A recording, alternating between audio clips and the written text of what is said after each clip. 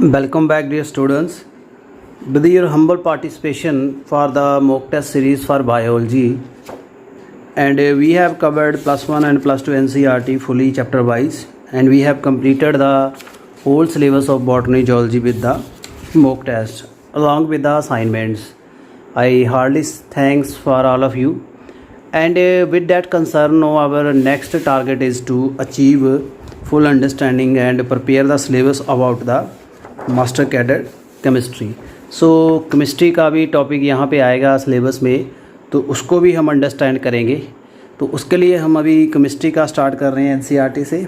तो आज आपके लिए मैं यूनिट नंबर 1 लेके आया हूँ, जो कि है एनसीईआरटी प्लस 1 का some basic concept of the chemistry. तो इस टॉपिक में हम आपको क्या करवाएंगे, देखिए जहाँ आपको यूनिट 1 के टॉपिक सब टॉपिक नज़र आ रहे होंगे। Importance of chemistry, nature of matter, properties of matter and their measurement, uncertainty in measurement, law of chemical combination, Dalton atomic theory, atomic and molecular masses, mole concept and molar masses, percentage composition, stoichiometry and stoichiometry calculation. So always discuss in detail. So पूरा video and तक देखिएगा so that you could have better understanding. चलिए अभी start करते हैं। So today we will discuss unit number 1, some basic concept of the chemistry. So here first is the Roald Hoffmann definition. Chemistry is the science of molecules and their transformations. It is the science not so much of 100 element but of the infinite variety of molecules that may be built up from them. So ये उसकी quotation थी। सो chemistry का हम basics यहाँ से start करेंगे। ये very first chapter है। सो केमिस्ट्री क्या करती है, deal with the composition, structure and properties of matter, matter की प्रॉपर्टी को उसका स्ट्रक्चर देखती है। एंड दीज आस्पेक्ट्स जो हैं पूरी तरह डिस्क्राइब किए जा सकते हैं, अंडरस्टैंड किए जा सकते हैं in the term of basic constituent of the matter. तो इसमें एटम एंड मॉलिक्यूल की स्टडी आती है। तो इसको हम बेसिक यहाँ समझेंगे, क्योंकि जो एग्जिस्टिंग पार्टिकल्स नेचर है सबसे जो स्मॉलेस्ट है that is the atom. So atom is the stable form of the matter. सबसे एलिमेंट का सबसे छोटा से छोटा फॉर्म एटम होता है, तो मोस्ट स्टेबल होता है मॉलिक्यूल। तो इनको हम डिटेल में करेंगे। आगे इंपॉर्टेंस क्या है केमिस्ट्री का, science have viewed as the continuing human effort to systematise knowledge for describe understanding nature. So nature को अंडरस्टैंड करने के लिए नॉलेज को साइंस ने सिस्टमाइज़ किया है। For sake our inconvenience science जो है इसको डिवाइड किया गया है, chemistry, physics, biology, geology etcetera. Chemistry branch of science है। यहाँ से इसकी डेफिनेशन देखिए, जो स्टडी करती है composition, property and interaction of the matter. Chemist जो हैं जो केमिस्ट्री को स्टडी करते हैं आर इंटरेस्टेड इन नोइंग हो the chemical transformation occur, chemical कैसे बनते हैं, रिएक्शन कैसे होती हैं, वो इसको स्टडी करते हैं। केमिस्ट्री का काफ़ी रोल है साइंस में and offer intertwine with other branches के साथ इसका काफ़ी रोल है। फिजिक्स, बायोलॉजी, जियोलॉजी में केमिस्ट्री काफ़ी रोल प्ले करती है इन आवर डेली लाइफ। जो केमिस्ट्री के प्रिंसिपल्स हैं are important in diverse area, काफ़ी एरिया में इंपॉर्टेंट है। Whether the pattern functioning of brain देखना है, उसमें भी केमिकल्स काम करते हैं। And operation of the computer के जो गैजेट्स हैं उसमें केमिकल से बने हैं। सेमीकंडक्टर डिवाइसेस, केमिकल इंडस्ट्री जैसे fertiliser, alkali, acid, salt, dye, polymer, drug, soap, detergent, metal, alloy, other inorganic and organic chemical. So ये सारे केमिस्ट्री में ही आते हैं। सो केमिस्ट्री जो है रोल प्ले करती है in meeting the human need of the food, हमारे जो खाने की भोजन की जो प्रॉब्लम है उसको भी ये सॉल्व करती है। हेल्थ केयर के प्रोडक्ट जो हैं ये प्रोवाइड करवाती है। And it has exemplified by the large scale production of the variety of fertiliser जैसे बने हैं। इससे इम्प्रूव्ड हुआ है पेस्टिसाइड, जो कीड़े मारने वाली दवाइयाँ हैं, insecticide. Similarly many life saving drugs, काफ़ी ड्रग्स जो केमिस्ट्री ने इन्वेंट किए हैं जैसे सिस्प्लेटिन और टैक्सोल, ये कैंसर के लिए आती हैं। एजेडिटी जो है एडिजोथायामाइड, ये आपको करवाया था मैंने, एड्स के लिए हेल्पफुल है। तो ये ड्रग्स केमिस्ट्री की इन्वेंशन से आई हैं। With the better understanding of the chemical principle, जो केमिकल्स जो केमिस्ट्री में प्रिंसिपल्स आते हैं, सो हम डिज़ाइन कर पाए हैं जो केमिकल्स को कैसे न्यू सिंथेसाइज करना है। Specific magnetic, electrical and optical properties को हमने समझा है। This has lead to the production of the super conducting ceramics, conducting polymers, optical fibre, large scale manufacturisation of the solid state devices. तो ये सारा chemistry के इवन जो atomic level के ऊपर स्टडी करके हमने इसको देखा है। In the recent year the chemistry जो है tackle with the fair degree of the success, काफ़ी सक्सेस हुई है। Some of the pressing aspects of the environmental degradation को बचाने के लिए सेफल अल्टरनेटिव जैसे यूज़ हुए हैं। हजार्डियस जैसे रेफ्रिजरेंट है, क्लोरोफ्लोरोकार्बन के ऊपर रोक लग गई है, इससे ओजोन लोअर स्ट्रेटोस्फीयर में ख़त्म हो रही थी। सक्सेसिवली जो है सिंथेसाइज किया गया है। होएवर मैनी जो बिग इन्वायरमेंटल प्रॉब्लम है वो चल रही है, उससे केमिस्ट्री काफ़ी कंसर्न में काम कर रही है। एंड हाउस गैस जैसे मीथेन, कार्बन डाइऑक्साइड वगैरह ये भी केमिस्ट्री की इन्वेंशन है। बायोगैस प्लांट कैसे लगाने हैं, biochemical, biodiesel, biopetrol, these are the latest inventions. So chemistry ने हमारी लाइफ को चेंज किया है, हमारी लाइफ को सिंपल एंड ईज बनाया। नेक्स्ट है नेचर ऑफ मैटर। मैटर क्या है, हम मैटर के साथ फेमिलियर हैं। Anything which has mass and occupy space, जो भी चीज़ कोई जगह को घेरती है और उसका मास होता है उसको हम मैटर में कंसिडर करते हैं। तो मैटर की जो 3 स्टेजेस होती हैं, सॉलिड, लिक्विड, गैस, यानी ठोस, तरल और गैस। एवरीथिंग जो हमारे अराउंड है, जैसे बुक है, पेन है, पेंसिल है, ये सारी चीज़ें मैटर की बनी हुई हैं। You are aware of the existing stages हैं, सॉलिड, लिक्विड, गैस में एग्जिस्ट करते हैं। कॉन्स्टिट्यूएंट जो पार्टिकल्स होते हैं इनके 3 स्टेट्स के अलग अलग होते हैं। सॉलिड्स में जो काफ़ी हार्ड क्लोज पैकिंग होती है, इसकी ऑर्डरली फैशन में लगे होते हैं, कोई फ्री मूवमेंट नहीं होती इसके कंस्टिट्यूएंट की सॉलिड में। लिक्विड में जो है क्लोज होते हैं बट थोड़े मूव कर सकते हैं। गैसेस में कोई क्लोजनेस नहीं, सबसे ज़्यादा रेंडिंग मूवमेंट गैस में होती है। सो यहाँ से इनके करैक्टर्स लिखे हैं। सॉलिड की डेफिनेट वॉल्यूम, डेफिनेट शेप होती है। लिक्विड का डेफिनेट वॉल्यूम होता है बट उनकी डेफिनेट शेप नहीं होती। जिस बीकर में लिक्विड को रखा जाए उसकी शेप ले लेगा। गैस है नाइदर डेफिनेट वॉल्यूम और डेफिनेट शेप। सो सॉलिड से लिक्विड बन सकता है, लिक्विड से गैस बन सकती है। On heating a solid usually change into liquid, पहले लिक्विड बनता है, लिक्विड को फर्दर जब हम चेंज करते हैं वो गैसेस में या वेपर की फॉर्म में कन्वर्ट हो जाते हैं। इन द रिवर्स प्रोसेस से जैसे कूल करेंगे हम तो वो कंडेंस होकर द्वारा लिक्विड बन जाएगा, उसको द्वारा लिक्विड को सॉलिडिफाई करेंगे, फ्रीज़ करेंगे तो वो सॉलिड बन जाएगा। जैसे आइस को हम जब पिघलाते हैं तो पहले पानी में कन्वर्ट होता है, फिर उसको जब उबालते हैं तो कंडेंस उसके वेपर बन जाते हैं। वेपर को जब हम ठंडा करते हैं फिर लिक्विड बनता है, जब पानी को फिर से हम जमा देते हैं फिर आइस बन जाती है। सो एट द मैक्रोस्कोप की जो बल्क लेवल हमने लार्ज स्केल देखना है तो उसको हम मिक्सचर में देखते हैं या प्योर सब्सटेंस में देखते हैं। सो मैटर जो है जो लार्ज स्केल में हम देखते हैं मिक्सचर एंड प्योर सब्सटेंस में। मिक्सचर 2 तरह का होता है, होमोजीनियस एंड हेट्रोजीनियस। एलिमेंट होते हैं element and compound, pure substance को एलिमेंट कहते हैं। मैनी ऑफ द सब्सटेंस जो है हमारे अराउंड मिक्सचर हैं, जैसे शुगर सोल्यूशन वाटर में है, टी, कॉफ़ी जो चाय है जो एक मिक्सचर है। ए मिक्सचर कंटेन 2 और मोर जो होते हैं, इनमें कोई किसी एनी रेशो में हम डाल देते हैं। जैसे हम चीनी डालते हैं या पत्ती डालते हैं, चाय बनाते हैं तो उसमें हम ये नहीं देखते भी इतनी हमने डालनी है, डैट इज़ ऑफ एनी हमारी बिल के अकॉर्डिंग चलती है। तो होमोजीनियस और हेट्रोजीनियस होता है। होमोजीनियस होता है जिसमें टोटली मिक्स हो जाते हैं इसके पार्टिकल्स, हम नज़र नहीं आते हमें पार्टिकल उसके, जैसे हमने चीनी को घोल दिया पानी में तो वो एक मिक्सचर है, चाहे में हमने नमक घोल दिया उसके पार्टिकल हम देख नहीं सकते। हेट्रोजीनियस होता है जिसके पार्टिकल पूरी तरह से मिसिबल नहीं होते, पूरी तरह से डिज़ोल्व नहीं होते और उनको हम देख सकते हैं। तो जैसे चाक बॉर्डर को हमने घोला है। सो ये सारा किसको आते हैं, हेट्रोजीनियस। जो प्योर सब्सटेंस है उसकी करैक्टरिस्टिक्स जो है मिक्सचर से डिफरेंट होते हैं। They have fix composition. Mixture में contain component in any ratio. Mixture की रेशो काफ़ी किसी भी कंपोनेंट की हो सकती है कंपोजिशन की, बट जो एलिमेंट की एक डेफिनेट रेशो होती है by mass. Copper, silver, gold, water, glucose, ये सारे जो हैं प्योर सब्सटेंस हैं। ग्लूकोज में कार्बन, हाइड्रोजन, ऑक्सीजन होगी एक डेफिनेट रेशो में, एंड इसलिए इसको हम क्या कहते हैं, सब्सटेंस और एलिमेंट। जो प्योर सब्सटेंस है इसको कैटेगराइज किया गया एलिमेंट एंड कंपाउंड में। Element is the one type के एलिमेंट्स होते हैं, इसमें एक तरह के ही एटम या मॉलिक्यूल होंगे। यू मे बी फेमिलियर, जैसे फेमिलियर हो गया आप atom and molecule from the previous classes, आपने एटम एंड मॉलिक्यूल की डेफिनेशन पढ़ी होगी। जैसे सोडियम, कॉपर, सिल्वर, हाइड्रोजन, ये सारा आपने देखा है, ये सारे एलिमेंट हैं। अगर मैं हाइड्रोजन गैस की बात करूं या सिल्वर चांदी की बात करूं तो उसमें आपको सिल्वर के ही सारे एटम नज़र आएंगे, ऑक्सीजन में सारे ओ एटम नज़र आएंगे। तो that's why it is the pure element.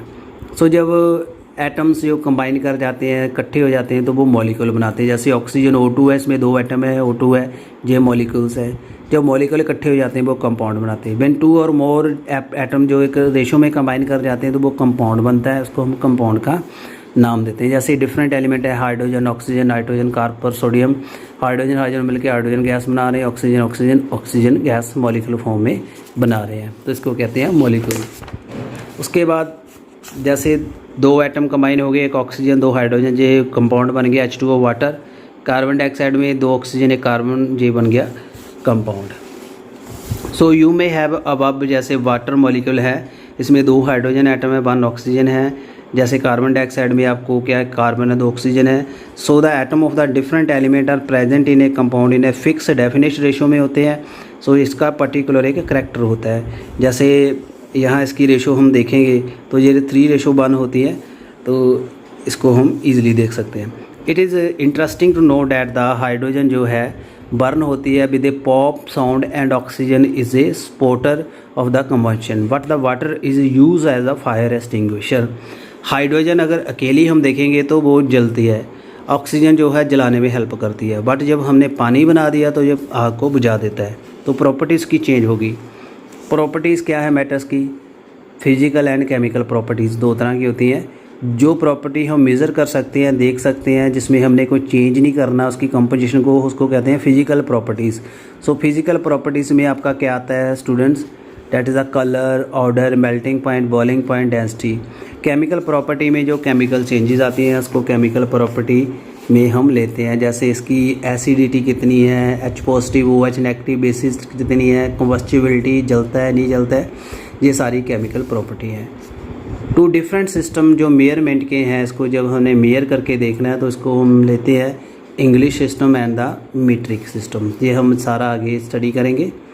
जो आपका इंटरनेशनल सिस्टम है यूनिट का, SI सिस्टम है, system international D unity, SI में इसको लिखते हैं, यूरी क्रम है ये। सो इसको 11th जर्नल कॉन्फ्रेंस जो वेट एंड मेजरमेंट की हुई थी, CGPM from the conference general डी प्लाडो मेजरमेंट, जो जहाँ पे आपकी पेरिस में हुई थी, उन्होंने ये सारे डेफिनेशंस वगैरह तैयार की थी, रूल फ्रेम किए थे। जैसे हम बेसिक फिजिकल क्वांटिटी हम देखें जिसको हम मेज़र करते हैं, तो बेसिक फिजिकल क्वांटिटी आपके पास आ जाती है length, mass, time, electrical current, thermodynamic temperature, amount of substance और लिमिटेड इंटेंसिटी। काउंट करिए इसको 1 2 3 4 5 6 7, तो 7 बेसिकल्स हैं। इसके सिंबल हैं LMTITNIV। इसके यूनिट है metre, K G, second, ampere, kelvin, mole, candela, इसके सिंबल दिए हुए हैं। तो ये आपको पता होगा, अपने फिजिक्स में भी ये पढ़ा हुआ है। फर्स्ट चैप्टर जो सिमिलर ही है फिजिक्स एंड केमिस्ट्री का, थोड़ा बहुत मैच भी करता है।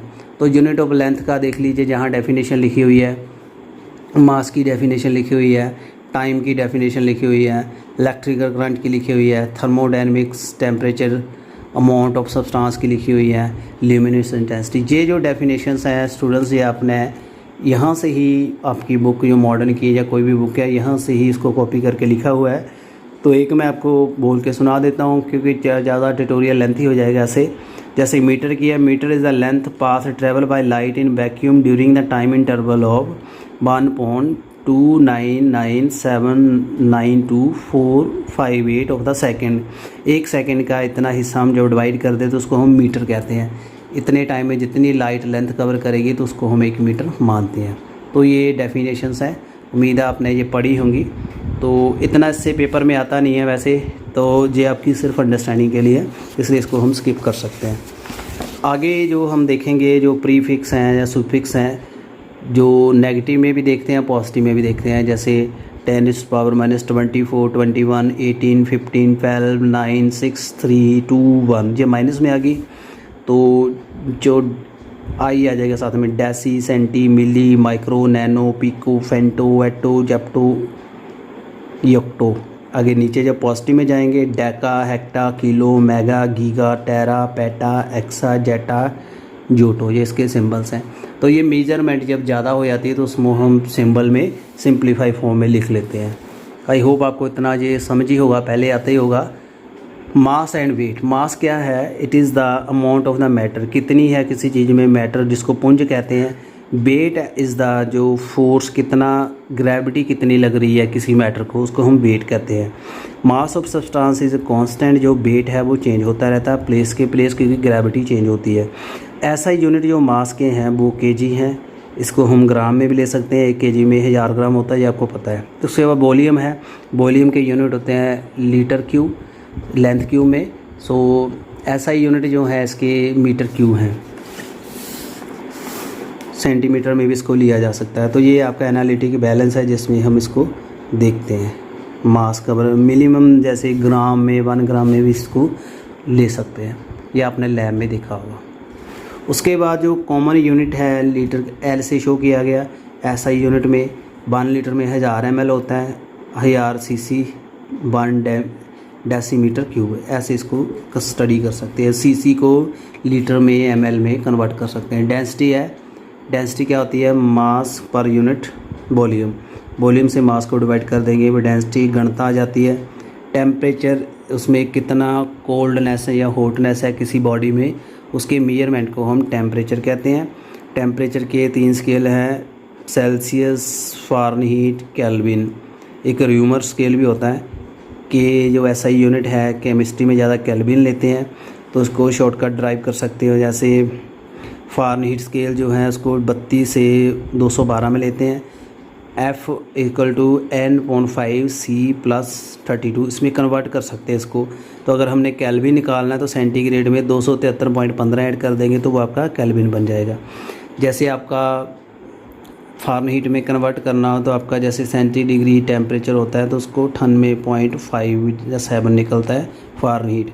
तो इसको सेंटीग्रेड यहाँ पुट कर दीजिए, 37 को यहाँ पुट करेंगे तो आपको यहाँ इसका आंसर मिल जाएगा। जैसे ये कितना बन गया फ्रेंड, 7 ऑलमोस्ट इसको तो 7.4 को 9 से मल्टीप्लाई कर दीजिए, 66.6 एंड 32 यहाँ आ गया। ये कितना आ गया, 898.6। ऐसे इसको निकालते हैं। तो यहाँ इसकी मेजरमेंट की जो स्केल हैं वो थर्मामीटर में दिए होते हैं, ये आपको पता होगा, करवाने की ज़रूरत नहीं है। थर्मामीटर का जो स्केल होता है, उसके बाद ये ब्यूरेट है, इसमें सोल्यूशन लेते हैं। वॉल्यूमेट्रिक एनालिसिस आपने पढ़ा होगा लैब में, एसिड बेस टाइट्रेशन की होगी। इसमें ब्यूरेट में एसिड या बेस ले लेते हैं, उसके अगेंस्ट हम जो एसिड या बेस को टाइट्रेट करते हैं। ये पिपेट से मटीरियल सक करते हैं। 25 ml की है ये ग्रेजुएटर सिलेंडर है, 100 ml का है, इसमें 100 ml तक लिक्विड आएगा। जो वॉल्यूमेट्रिक फ्लास्क है, इसमें 1 लीटर तक इसको भर के इसको शेक किया जा सकता है। सोल्यूशन को वॉल्यूमेट्रिक फ्लास्क में रखते हैं। तो ये केमिस्ट्री के थोड़े इक्विपमेंट हैं जिसको आपको पता ही होगा। ये वॉल्यूम को एक्सप्रेस करने के तरीके हैं, यहाँ आप देख सकते हो इसको फोकस करके। 1000 centimetre cube 1000 ml = 1 decimetre cube = 1 litre, ऐसे इसको कन्वर्ट कर सकते हैं। आई होप आपको इतना क्लियर हो गया होगा। तो आगे आती है अनसर्टेनिटी। अनसर्टेनिटी जो हम मेज़र करते हैं वैल्यू, जो आपकी जो डेफिनेट लैब की वैल्यू होती है उसमें डिफ़र होता है। तो ये डिफरेंस वैल्यूज़ में आता है, इससे अनसर्टेनिटी आ जाती है। इसको हम अनसर्टेनिटी के अंडर लेते हैं तो उसको एरर आ जाता है। तो साइंटिफिक नोटेशन, साइंटिफिक टर्म्स में लिखना उसको साइंटिफिक नोटेशन कहते हैं। जब कोई ज़्यादा लंबी कैलकुलेशन हो तो उसको हम 10 की पावर में कन्वर्ट कर देते हैं, that is the scientific notation. अगर नेगेटिव में जा रही है तो हम उसको माइनस में लिखेंगे, अगर पॉजिटिव में जा रही है तो उसको पॉजिटिव लिखेंगे, ये आपको पता ही होगा। सो जैसे ये एक फिगर लिखी हुई है, काफ़ी लार्ज है, इसको अगर आपने देखना है नंबर जैसे दिए हुए हैं, 2 gram of hydrogen gas as the small, इतना ग्राम है हाइड्रोजन का। सिमिलरली अदर कांस्टेंट जैसे प्लांक कांस्टेंट वगैरह हैं, इसको जो अगर हम सिंपली करेंगे तो इसको सिंपलीफाई फॉर्म में लिख सकते हैं। तो उसमें n जो मेन क्वांटिटी आ गई तो उसमें 10 की पावर n आ जाएगी। पॉजिटिव आएगा, पर पॉजिटिव जो सीधा राइट डेसिमल के आगे होगा, जो डेसिमल के पीछे होगा तो उसको हम कैसे नेगेटिव में लेंगे। यानी अगर डेसिमल के पीछे 0 आ रहा है तो वो नेगेटिव में आएगा, अगर सीधा चल रहा है यानी कोई डेसिमल पॉइंट नहीं आ रहा तो वो पॉजिटिव में साथ में जाएगा। तो ये आपको पता होगा। जैसे इसको अपने लिखना है साइंटिफिक नोटेशन में 0.0016, तो ये मेन कितना आ गया 1 2 3 4, यहाँ तक आ गया ना 4 तक। तो इसको 1.6 10⁻⁻⁴ आ गया। इसको लिए हमने माइनस लिखा। ये यहाँ इधर कोई डेसिमल नहीं है तो यहाँ कितना लिखा 1 2 3 इतना डेसिमल में आ गया। तो डेसिमल आपने इन दो पॉइंट को कन्वर्ट करके लिख दिया तो ये जगह 10⁻² में कन्वर्ट कर दिया। तो ऐसे हम इसको लिखते हैं। बाकी मल्टीप्लिकेशन कैसे करनी है तो ये आई थिंक आपको ये चीज़ें आती ही होंगी। I can skip here, I hope you understand it. तो इसमें जो डेसिमल पॉइंट आपने ऐड कर लें बेस सेम होना चाहिए। 10 10 आ गए जहाँ ऐड कर सकते हैं, बाकी इसको मल्टीप्लाई कर लेंगे, सिंपल डिवाइड से डिवाइड कर देंगे। एडिशन भी ऐसे होगी या सब्सट्रैक्शन भी ऐसे होती है। उसके बाद आती है सिग्निफिकेंट फिगर। सिग्निफिकेंट फिगर होती है जिसका पर्टिकुलर मेजरमेंट में जो वैल्यू चेंज होती जाती है उसको सिग्निफिकेंट फिगर कहते हैं। सो इसके रूल्स दिए हुए हैं सिग्निफिकेंट फिगर को निकालने के। जैसे all non zero digit are significant, जैसे ऐसे हमने 285 सेंटीमीटर लिखा तो इसकी 3 सिग्निफिकेंट फिगर है। 2.5 ml है तो इसकी कितनी फिगर 2 आ गई क्योंकि 0 पीछे आ रहा है। 0 अगर हम फर्स्ट नॉन जीरो से आए तो उसको सिग्निफिकेंट नहीं काउंट करेंगे।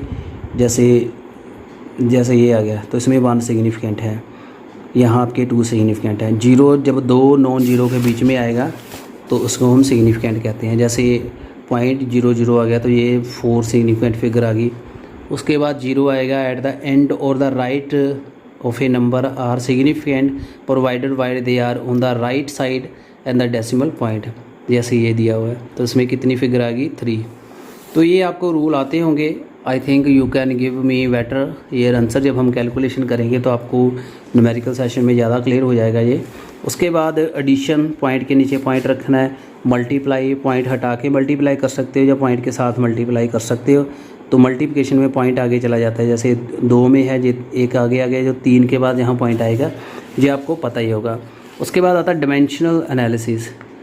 उसमें एक फैक्टर या लेवल मेथड है या यूनिट मेथड है। इसमें आप यूनिट को साथ में लेके चलते हो। जैसे आपने सेंटीमीटर में मीटर कन्वर्ट करना है, ग्राम को किलोग्राम में कन्वर्ट करना है। तो ये आपका जो बेसिक आप पैटर्न को लेके चलते हो, इससे आपकी कैलकुलेशन आसान हो जाती है। यानी 1 unit can be converted into second. जैसे इसमें 1 इंच है 2.54 सेंटीमीटर होता है, तो यहाँ पर 1.2.5 सेंटीमीटर इक्वल टू 1, तो इसको इसके ऊपर लिख सकते हैं। तो ये इसका यूनिट फैक्टर आ गया। इसको आप लेके इतने मीटर या सेंटीमीटर में कन्वर्ट कर दोगे। और ऐसे एग्जांपल दिया है, जैसे 2 लीटर जग में मिल्क है तो इसको आप मीटर क्यूब में देखेंगे तो 1 लीटर 1000 ml, तो 1 मीटर में कितना आ गया 100 सेंटीमीटर। तो ये आ गया 100/1, तो 1000 का है 1/100 का क्यूब 1/10⁻⁶। तो ऐसे हम इसको इस फॉर्म में ले सकते हैं। ये 1 आ गया, 2 कह रहे हैं हम, या 2 × 2000 आ जाएगा। तो ऐसे हम इसको कैलकुलेट करके निकाल सकते हैं। तो आई होप मुझे उम्मीद है आपने ये कर लिया होगा। बट मेरा जो बेसिक सा जो रूल है that is we have to study the basic, जो इसमें केमिस्ट्री के चैप्टर में दिया हुआ है। तो आई होप आपको इतना क्लियर हो गया होगा। तो बेसिक जो इसके फ्रेंड्स लॉ हैं उसको हम देखेंगे। जैसे लॉ ऑफ केमिकल कॉम्बिनेशंस के लॉ हैं। इसमें फर्स्ट आता है law of conservation of mass. ये केमिस्ट्री के मास्टर कैडेट के सिलेबस में दिए हुए हैं। इसको बेसिक यहाँ से अंडरस्टैंड कीजिए, फिर इसके न्यूमेरिकल आपको जब मॉक टेस्ट इसका रखें तो वहाँ आपको असाइनमेंट के साथ हम इसको करवाएंगे। लवोजियर ने दिया था law of conservation of mass. इसने कहा था मैटर को ना तो बना सकते हैं ना उजाड़ सकते हैं, एक फॉर्म से दूसरी फॉर्म में कन्वर्ट कर सकते हैं। ये आपको सारा क्लियर होगा। इसके बाद जो डेफिनेट प्रोपोर्शन का दिया हुआ है, ये फ्रेंच के केमिस्ट है जोसेफ प्रोस्ट, उसने कहा था जो कंपाउंड होता है उसमें एक डेफिनेट प्रोपोर्शन होती है बाय वेट के हिसाब से। जैसे वर्क किया था क्यूप्रिक कार्बोनेट जो लिया था विद 2 सैंपल लिए थे क्यूप्रिक कार्बोनेट, जिसमें एक नेचुरल ओरिजिन था अदर सिंथेटिक था। उसने देखा जो कॉम्पोजिशन ऑफ एलिमेंट की थी वो सेम थी दोनों में। जैसे नेचुरल में थी तो दूसरे में दोनों में सेम आई थी। यानी जो क्यूप्रिक जो कार्बोनेट था उसमें कॉपर 51.35, कार्बन 9.74, ऑक्सीजन 38.91। तो इसकी डेफिनेट एक रेशो होती है, इसको कहते हैं डेफिनेट प्रोपोर्शन। तो ये आपका वाटर की रेशो निकाल सकते हो, तो ऐसे ही आपको पता होगा। तो इरिवर्सिबल ऑफ सोर्स, कोई भी सोर्स है उसमें जो डेफिनेट जो प्रोपोर्शन वही होगी। जैसे वाटर है, वाटर की रेशो जैसे आपको मैंने बताया उतनी होगी, और कार्बन डाइऑक्साइड की 3:8 उतनी होगी। आप इसको चेंज नहीं कर सकते, तभी आप उसको वाटर मानोगे। अगर आपकी रेशो चेंज है तो आप उसको वाटर नहीं मानोगे। मल्टीपल प्रोपोर्शन का क्या रूल है, इसको डाल्टन ने दिया था। कह रहा है अगर 2 एलिमेंट कंबाइन करते हैं एक कंपाउंड को, तो mass of one element that combine with the fix mass of other एक सिंपल रेशो में लेके चलता है। जैसे आपको मैं यहाँ समझाऊँ, वाटर की समझा रहा था, 2 ग्राम आपने हाइड्रोजन ले ली, 16 ग्राम ऑक्सीजन ले ली, यानी 2 वाटर के मोलिक्यूल 1 ग्राम 1 हाइड्रोजन 2 ग्राम, ऑक्सीजन आपका एक ही है 16 ग्राम 18 ग्राम आ गया। तो 2 ग्राम 16 ग्राम जो यानी एटॉमिक मास ऑक्सीजन का जब 32 आ गया 34 आ गया। सो मास ऑफ ऑक्सीजन 16 है एंड 32 है। जैसे ये वाटर का बता रहा है, ये पेरोक्साइड का बता रहा है। तो विच कंबाइन, हम इसकी जो रेशो अगर निकालेंगे तो आपको रेशो कितनी मिलेगी, ये 2 बन गई, ये आ गई 1, ये आ गई 1:2, ये कितनी आ गई अप्रॉक्सीमेटली 9 17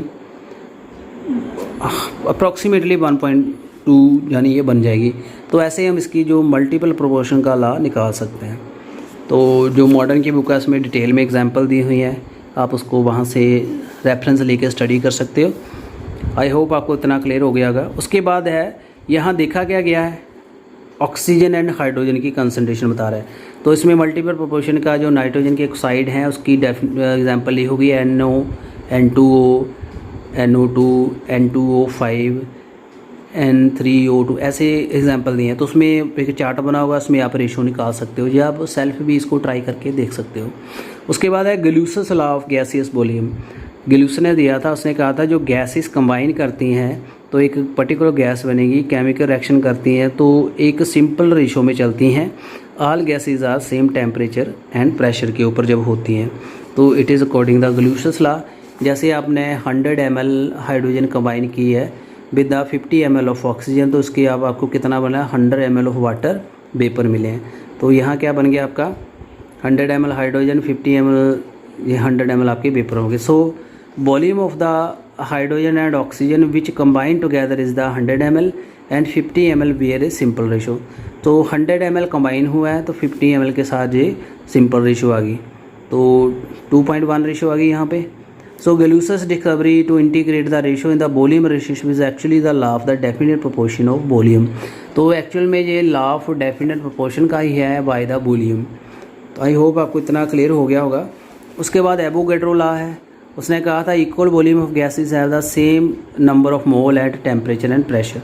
तो अगर वॉल्यूम सेम होगा, कंडीशन सेम होगी, तो उसमें जो नंबर ऑफ मोल हैं वो सिमिलर होंगे। It is the Avogadro law, ये आपने पढ़ा होगा। which is unsustainable in the present time। if we consider again the reaction of hydrogen and oxygen to produce water, तो आप क्या देखोगे 2 volume of the hydrogen combined with the 1 volume of oxygen to give the 2 volume of the water without having any unreacted oxygen। तो जैसे यहाँ figure दी हुई है, यहाँ से देख लीजिए आप, यहाँ आपके पास 1 हाइड्रोजन आ गया H2O के साथ कर रहा है, 1 हाइड्रोजन 1 वॉल्यूम वाटर, ऑक्सीजन एक है 1 वॉल्यूम, ये आ गया। तो वाटर कितना बना है H2O, तो यहाँ 2 वॉल्यूम ऑफ द वाटर बन गए। तो ऐसे ही इसके अकॉर्डिंग उसने बताया था। तो जो आपके मॉलिक्यूल्स होते हैं, अगर उसमें 2 एटम है तो उसको डाई एटॉमिक बोलेंगे, अगर उसमें 2 से ज़्यादा है तो उसको पॉली एटॉमिक बोलेंगे। जैसे ऑक्सीजन एक डाई एटॉमिक है, ओजोन 3 है वो पॉली एटॉमिक है। सो एवोगैड्रो प्रपोज जो पब्लिश की गई थी जर्नल डी फिजिक्स में, जिसका पब्लिश किया गया था। आफ्टर जो 50 ईयर जब हो गए थे, इसके बाद 1968 जो फर्स्ट इंटरनेशनल कॉन्फ्रेंस हुई थी केमिस्ट्री की, लगी थी कार्लसो में, तो उन्होंने रिजॉल्व किए थे various idea in the meeting the Francesco Canizzo presented a sketch course of the chemical philosophy which emphasized the importance of the Avogadro work। फिर बाद में उसके 50 साल बाद इसको रिकोजिनेशन मिली थी। तो आपको पता ही है जो आपका एंशिएंट जो साइंटिस्ट थे, पहले फिलोसफर ज़्यादा थे, उसमें कंट्रोवर्सी चलती थी। तो काफ़ी टाइम के बाद, क्योंकि डेथ के बाद उनकी डिस्कवरी को रिकॉग्नाइज़ किया गया, उनके टाइम के उसको डिस्कार्ड किया गया था। नेक्स्ट है डाल्टन एटॉमिक थ्योरी। ये काफ़ी सिंपल है, डाल्टन ने दी थी। उसने कहा था matter consist of individual atom, all atom of जो given element have identical properties होती हैं, उसमें मास होता है जो एलिमेंट का डिफर करता है। जो कंपाउंड होते हैं are found when the atom of the different element combine to fix ratio. जो केमिकल रिएक्शंस होती हैं involve the reorganisation of atom, atom इसमें रीऑर्गेनाइज होते हैं। सो नाइदर क्रिएटेड और नॉट डिस्ट्रॉयड, इसमें एन एटम ना तो बनता है ना डिस्ट्रॉय होता है। सो डाल्टन की जो थ्योरी थी could explain the law of chemical combination, जो था उसने इसको एक्सप्लेन किया था। एटॉमिक एंड मॉलिक्यूलर मासेस क्या है? जो एटॉमिक मासेस होता है it is the mass of an atom. It is actually very very small होता है बिकॉज द एटम आर काफ़ी स्मॉल, आप देख नहीं सकते। सो टुडे वी स्पेसिफिकेटेड टेक्निक्स हैं, मास स्पेक्ट्रोस्कोपी आ गई है, डिटर्मिंग the atomic mass Fairlie accurately. But जब 19th सेंचुरी थी तो साइंटिस्ट जो थे उन्होंने डिटर्मिन किया था mass of one atom of the relative to another experimental mean, यानी एक का लेके दूसरे को उसमें रेफरेंस लेके किया था। तो उसको स्टार्टिंग में देखा है, जैसे हाइड्रोजन बीइंग द लाइटेस्ट सबसे हल्का है, इसको आर्बिट्री इसको मास में 1 में कन्वर्ट किया गया, 1 यूनिट रखा गया है। होएवर प्रेजेंट सिस्टम जो है एटॉमिक मास का बेस ऑन द कार्बन 12, जो अब हमारा कार्बन 12 के ऊपर है, पहले हाइड्रोजन 2 के ऊपर था, जो स्टैंडर्ड माना गया है 1961 से। सो कार्बन 12 जो है it is one of the isotope of carbon which can be represented by carbon 12 in this system. तो carbon 12 is assigned as a mass exactly 12 atomic mass AMU के साथ में लेते हैं। Of all other atom are given in relative to that standard. तो 1 जो atomic mass unit है is defined as the mass exactly equal to 1/12 of the carbon. तो 1 AMU को कार्बन का जो मास है उसको 12 से डिवाइड कर देंगे, 1/12 कर देंगे तो इतनी रेशो आ जाएगी 1 AMU। So the mass of an atom of the hydrogen जो है इतना आएगा। तो उस द AMU क्या आएगा, इसका टर्म हाइड्रोजन जब उसका निकाल दें तो ये आएगा 1.0078, तो इतना आ जाता है। सिमिलरली मास ऑफ ऑक्सीजन 16 है तो इसकी रेशो इतनी आएगी। तो आई होप आपको ये कैलकुलेशन दिमागी में आ गई होगी, ऐसे कर सकते हो। अब जो AMU को है U में कन्वर्ट किया गया, डेट इज़ द यूनिफाइड मास। उसके बाद है एवरेज एटॉमिक मास। जो मैनी नेचुरल अकरिंग एलिमेंट हैं उसमें एक से ज़्यादा फॉर्म में होती है, उसको आइसोटोप कहते हैं। जब हम उसको देखें तो उसका हम एवरेज निकालते हैं मास की, उसको हम एवरेज में लेते हैं। तो जैसे हम यहाँ स्टडी करें आपको दिखाई दे रहा होगा कार्बन का आइसोटोप्स, कार्बन 12, कार्बन 13, कार्बन 14, इसका relative abundance and atomic mass दिए हुए हैं। तो इस डाटा से हम जो एवरेज एटॉमिक मास है कार्बन का निकाल सकते हैं। जैसे इसको कर लिया हमने 12U से, प्लस इसको हमने कर लिया इसके साथ 13 है इसको कर लिया 14 के साथ, तो एवरेज आ गया 12.01U। तो ये एवरेज एटॉमिक मास चलता है। एवरेज का आपको पता ही होगा, सिंपल टर्म है एवरेज। मॉलिक्यूलर मास, जब हम मॉलिक्यूल का मास कंसीडर करें तो मॉलिक्यूलर मास है, जैसे मीथेन है, मीथेन में 12 इसका है, इसका 1 AU यूनिट इसका इतना बनता है, 4 से इसको किया 16 पॉइंट इतना बन गया इसका। वाटर का निकाल देंगे 2 इंटू हाइड्रोजन 1 इंटू ऑक्सीजन, तो इतना आ गया। तो आई होप आपको समझ आ गया होगा। उसके बाद है मॉलिक्यूलर फार्मूला। मॉलिक्यूलर फार्मूला हमें अरेंजमेंट बताता है किसी में कैसे वो लगे होते हैं, उसके कंस्टिट्यूएंट वो मॉलिक्यूलर फार्मूला में आते हैं। जैसे सोडियम क्लोराइड एक आयनिक एक कंपाउंड है, क्रिस्टल है ये, इसके सोडियम कैसे हैं, क्लोराइड कैसे हैं, पैकिंग नज़र आ सकती है आपको। तो नेगेटिव एंड पॉजिटिव जो हैं आपको यहाँ नज़र आ रही है, ये 3D व्यू इसका दिखाया हुआ है। सो जो फार्मूला है जैसे सोडियम क्लोराइड का use to calculate the formula mass instead of the molecular mass, इसका फार्मूला मास निकलता है as in the solid state of sodium chloride does not exist as the single, क्योंकि ये सिंगल एंटिटी नहीं है इसलिए इसका फार्मूला मास हम निकालते हैं क्योंकि ये क्रिस्टल फॉर्म में है। तो जैसे इसका हमने निकालना है 23 एंड 35 से 58.5U आएगा जिसका फार्मूला मास है। आई होप आपको फार्मूला मास समझ आ गया होगा। उसके बाद जो आपका मोल कंसेप्ट है या मोलर मास है, वेरी इंपॉर्टेंट है ये। एटम एंड मॉलिक्यूल जो है काफ़ी छोटे हैं, साइज छोटा है, इसको आप अकेला काउंट नहीं कर सकते। जैसे आप तारे नहीं गिन सकते, अपने सिर के बाल नहीं गिन सकते, उसको हैंडल करने के लिए मोल कंसेप्ट आया है। सो मोल 1 सिंबल सिस्टम है, इसको इंट्रोड्यूस किया गया था 17वीं सेंचुरी में क्वांटिटी के लिए। सो 1 मोल क्या है, it is amount of the substance that contain as many as particle और एटमी that as there are the atom in relative 12 gram of the carbon isotope के साथ में इसको रेफरेंस लिया गया है। तो इसको जब हम 12 से इसका जब कैलकुलेट किया गया था, 12 डिटरमिन्ड बाय मास स्पेक्ट्रोस्कोपी से इसका जब इतनी रेशो आई थी, इसको डिवाइड किया गया तो ये आ गया आपका एवोगैड्रो नंबर 6.023 10⁻23। तो इसको मल्टीप्लाई करके इतना ही हम मान लेते हैं। सो 1 मोल जो हाइड्रोजन है इसको हम कितना कहेंगे, एवोगैड्रो नंबर के साथ। वाटर के मॉलिक्यूल को हम एवोगैड्रो नंबर के साथ कहेंगे जब वो 1 मोल लेते हैं। तो 1 मोल वेरियस सब्सटेंस के यहाँ ऐसे हमने लिया है, कैसे हमने अलग अलग केमिकल्स को लेना है। Having definite the mole easier to know the mass of 1 mole of substance और the constituent element. Mass of the 1 mole of substance in gram is called the gram molar mass. जो molar मास water का इतना है, ये sodium chloride का इतना है। उसके बाद आती है परसेंटेज कंपोजिशन। परसेंटेज कंपोजिशन क्या होती है, जो आपकी पार्टिकल्स हैं उसकी परसेंटेज निकालनी है। परसेंटेज तो आपको आती होगी निकालने, तो आप इसकी मास के हिसाब से परसेंटेज निकाल सकते हैं। जैसे mass of that element into 100 the molar mass total से हम डिवाइड कर देंगे। जैसे देखें अपने हाइड्रोजन की लेनी है, हाइड्रोजन का 2 आ गया, इसको टोटल से डिवाइड कर दिया 11% आ गया। ऑक्सीजन 16, इसका 88 इतना आ गया। परसेंटेज पता ही है आपके कितने मार्क्स आते हैं, तो कैसे करते हो, this is the percentage. I hope आपको ये सारा क्लियर होगा। उसके बाद empirical and molecular formula. Empirical जो है सिंपल रेशो देता है, मॉलिक्यूलर फार्मूला जो है एग्जैक्ट रेशो देता है उसके जो कंस्टिट्यूएंट पार्टिकल्स होते हैं। आई होप आपको ये क्लियर होगा। तो जैसे यहाँ पे दिखाया हुआ है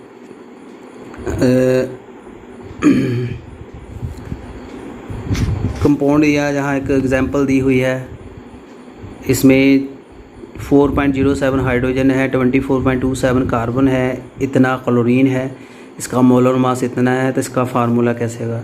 तो पहले क्या करेंगे, कन्वर्ट करिए मास पर यूनिट ग्राम, ग्राम में कन्वर्ट करिए। सो जैसे हमारे पास मास परसेंटेज है, it is convenient to lose 100 gram of compound. So जैसे 100 ग्राम सिंपल हम देखें तो ये कितना आ जाएगा आपका, इसको परसेंटेज को ग्राम में ले लिया, ग्राम में ले लिया, आपको क्लियर है। उसके बाद हम इसकी रेशो निकालेंगे। रेशो कैसे निकालेंगे, मोल के हिसाब से।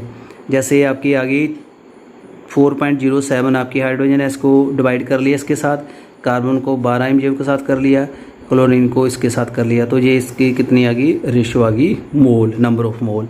नंबर ऑफ़ मोल कैसे निकालते हैं, उसका जो मास होता है उसको हम जितनी अमाउंट है उसके साथ डिवाइड करेंगे तब उसके मोल आ जाते हैं। जैसे कार्बन का जो मास है, एटॉमिक मास 12 होता है, उसमें पूछा कितना है, 24 ग्राम पूछी है, 24 को 12 से डिवाइड करेंगे उसके मोल आ गए। क्लोरीन का 35 है, 71 ग्राम पूछी है, तो 71 को 35 से डिवाइड करेंगे, इसके मोल आ जाएंगे। फिर जो मोल है इसको डिवाइड करके इसकी सिंपल रेशो बनानी है। जैसे इसकी जो रेशो सिंपलेस्ट बन रही है, value division by give ratio, इसकी कितनी आ रही है, इसको डिवाइड करेंगे 2:1:1, ये 2 आ गई, यहाँ 1:1 आ गई, तो ये आ गया HCl। तो ये हमारे पास फार्मूला आ गया। फिर इसका एम्पिरिकल फार्मूला क्या आ गया, इसको जैसे 2 रेशो हमारी किसकी आ रही है, हाइड्रोजन की, तो ये आ गया CH2Cl। तो अब इसका मॉलिक्यूलर फार्मूला कैसे लिखेंगे, डिटर्मिंग the empirical formula mass at the atomic mass of various atom. तो इसमें आप क्या करोगे, जैसे एम्पिरिकल मास इसका निकाल लिया, फिर इसका मोलर मास निकाल लिया, मोलर मास से डिवाइड करके 2 आ गया, 2 फैक्टर से मल्टीप्लाई कर देंगे। जिसका एम्पिरिकल है इसको 2 से जब मल्टीप्लाई करेंगे C2H4Cl2, ऐसे हम इसका निकाल लेते हैं। जैसे सिंपल आपको अदर एग्जांपल दे दूँ, ग्लूकोज C6H12 वो 6 है, इसका एम्पिरिकल कैसे बनेगा CH2O, क्योंकि इसकी 2 रेशो बन रही है, इसका एम्पिरिकल जे आ गया, मॉलिक्यूलर जे आ गया, इसको डिवाइड भी करेंगे, लंबी कैलकुलेशन बन जाएगी, 2 हमें सिंपल फैक्टर मिल गया। यानी कि सिंपल रेशो जो आ जाती है उसको जब हम डिवाइड करेंगे, मल्टीप्लाई कर देंगे एम्पिरिकल से, तो मोलर आ जाएगा, जब डिवाइड कर देंगे तो एम्पिरिकल आ जाएगा। आई होप आपको क्लियर होगा। स्टैक्यूमेट्री एंड स्टैक्यूमेट्री कैलकुलेशन। स्टैक्यूमेट्री क्या होता है, 2 ग्रीक वर्ड है, स्टैक्यून होता है एलिमेंट, मीट्री होता है मेजरमेंट। स्टैक्यूमेट्री डील करता है कैलकुलेशन ऑफ मास, वॉल्यूम भी ले लेता है कई बार, जैसे रिएक्टेंट एंड प्रोडक्ट जब इन्वॉल्व कर रहे हैं केमिकल रिएक्शन, वो स्टैक्यूमेट्री आती है। बिफोर अंडरस्टैंडिंग जब कैलकुलेशन कैसे करते हैं तो हमें क्या पता आना चाहिए, केमिकल रिएक्शन कैसे चलती है, तो उसका बैलेंस बनाना आना चाहिए। यानी इक्वेशन को बैलेंस कैसे करते हैं, ये 10th क्लास से शुरू हो जाता है बैलेंसिंग केमिकल इक्वेशंस। तो I hope you could have simple equations, आप इसको अंडरस्टैंड कर सकते हो। जैसे यहाँ दिया हुआ है इक्वेशंस को कैसे बैलेंस करना है। जैसे 4 2 Fe2O3 है, जो बैलेंस इक्वेशन है। इसमें 4 है, इसके 2 2 4 आगे, इसके कितने आगे 6 आगे, 2 3 6 आगे, ये भी बैलेंस है, ये अनबैलेंस है। इसके 4 है, इसके 4 है, इसके 10 है, इसके 2 हैं। इसको कैसे करेंगे, इसको यहाँ 5 से मल्टीप्लाई कर दें, 5 to 10 आ गया, इसके 10 आ गए, बाकी ये बैलेंस्ड है। ठीक है फ्रेंड्स, तो ऐसे ये बेसिक आपको आता ही होगा फ्रेंड्स, इसकी कोई इतनी प्रॉब्लम नहीं है।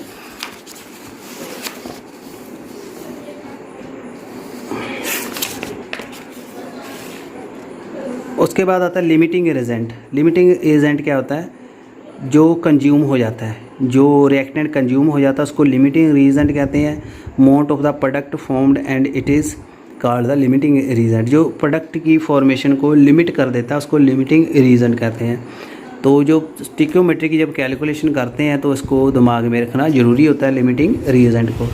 रिएक्शंस कैसे चलती हैं इन द सोल्यूशन में, जो रिएक्शंस हैं मेजॉरिटी ऑफ द रिएक्शन जो है लैब में की जाती हैं। So it is important to understand the how the amount of substance express कैसे इसको किया जाता है। जैसे मास परसेंटेज वेट के साथ से W% mole fraction, molarity, molality. Mass percentage आपको पता ही है, मास को टोटल से डिवाइड करके इसकी परसेंटेज निकाल देंगे, ये आपका मास परसेंटेज आ जाएगा। जैसे 2 ग्राम है, ये पूरा सोल्यूशन है, 2 ग्राम A 18 ग्राम वाटर, तो ऐसे इसकी परसेंटेज आ गई। उसके बाद मोल फ्रैक्शन, मोल आपको पता ही है, नंबर ऑफ़ मोल आपको पता है कैसे निकालते हैं। मोलर जो अमाउंट को मोलिकुलर मास से डिवाइड करेंगे तो मोलिकुलर मास आएगा। तो मोल फ्रैक्शन क्या है, टोटल से डिवाइड करना है। जैसे मोल्स बन गए N A के हैं, B Na A के हैं, N B दूसरे के हैं, तो A निकालना है, Na प्लस B, ये मोल फ्रैक्शन 1 आ जाएगा, B इसका आएगा।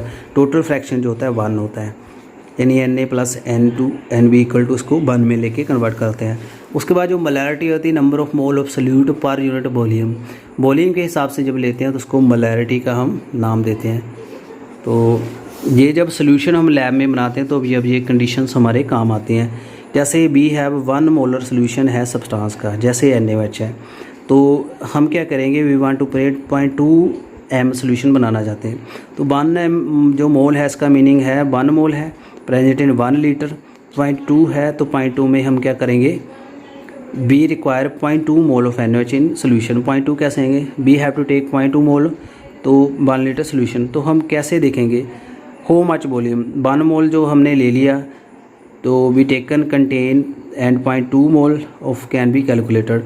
1 मोल में 1000 आ गया, 2 में कैसे करेंगे, 1 मोल टू 1 2 यानी 200 ml, तो 2 के मोलर कितना बन गया 200 ml। So the 200 ml of the 1 mole solution taken and enough is water added to dilute, यानी इसका हमने 0.2 निकाल लिया, 200 ml इसका 1 मोलर का निकाल लिया, फिर इसको हम जब वाटर में डिज़ोल्व करेंगे तो कितना बनेगा 0.2 मोलर सोल्यूशन। तो ऐसे हम सोल्यूशन इसको निकालते हैं। मोलैरिटी इक्वेशन है M1 B1 M2 B2, जो मोलैरिटी की इक्वेशन है यह आपने पढ़ी होगी, यानी 2 सोल्यूशन की मोलैरिटी एक फैक्टर हमें पता हो तो बाकी हम निकाल सकते हैं। मोलैरिटी में हम ग्राम में लेते हैं, 1000 से डिवाइड कर देते हैं नंबर ऑफ़ मोल को, वो मोलैरिटी आती है। और भी इसमें आ जाती हैं, इक्विवेलेंट मास आ जाता है, फॉर्मेलिटी आ जाती है, फॉर्मल चार्ज आता है, इस बुक में स्किप किया गया। तो friend this was all about the chapter number 1। I hope आपको अंडरस्टैंड हो गया होगा, थोड़ा बहुत इससे समझ आ गया होगा। This was from the first chapter जो यहाँ दिया गया था केमिस्ट्री का। थोड़े लास्ट मैंने कोशिश की आपको अंडरस्टैंड करवाने के, तो कैसा वीडियो लगा काइंडली कमेंट करिएगा, और होपफुली भी हम इसका मॉक टेस्ट भी रखेंगे। Thank you.